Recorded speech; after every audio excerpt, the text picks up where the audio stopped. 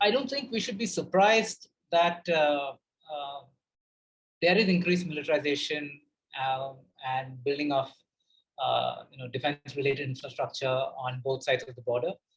If anything, you know, one possible explanation for this entire crisis uh, could be that the Chinese wanted to actually militarize this area. The Western Theater Command is not the primary focus, uh, or is generally viewed as not being the primary focus of China's military development. The Eastern Theater Command, the Southern Theater Commands in the Chinese system are far more important because of the threats that they face from the United States or because of the Taiwan contingency. But this incident has actually allowed Chinese to focus on the Western Theater Command and militarize areas that were hitherto not militarized. Today, we see Chinese troops positioned, Chinese equipment positioned much closer to the line of actual control than they were previously.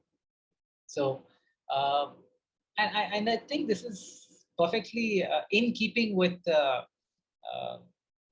CPC General Secretary Xi Jinping's call to the Chinese military or the Chinese People's Liberation Army to be an active combat-ready army. I mean, he's frequently called in his speeches for the PLA to be ready for real combat.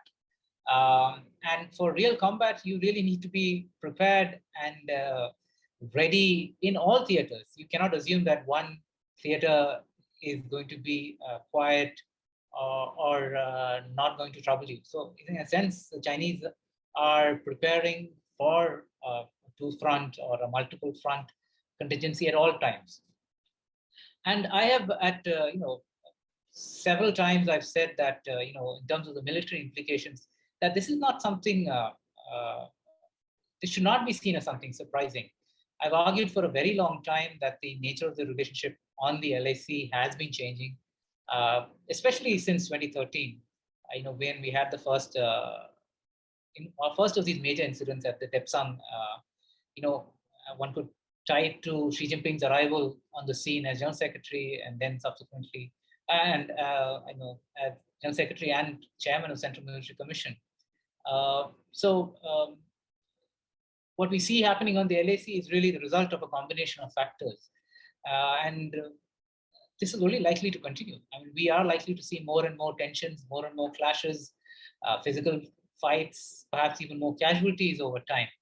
Because, like I said before, none of the older agreements, none of the previous confidence building measures will now remain relevant anymore. The situation has changed, the level of trust has broken down, and we are where we are right now. If you enjoyed this video and want to learn more about the Eastern Ladakh crisis, please check out the other videos in our exclusive interview series here on our YouTube channel and visit stratlearning.org to enroll for free in Deterrence in Southern Asia.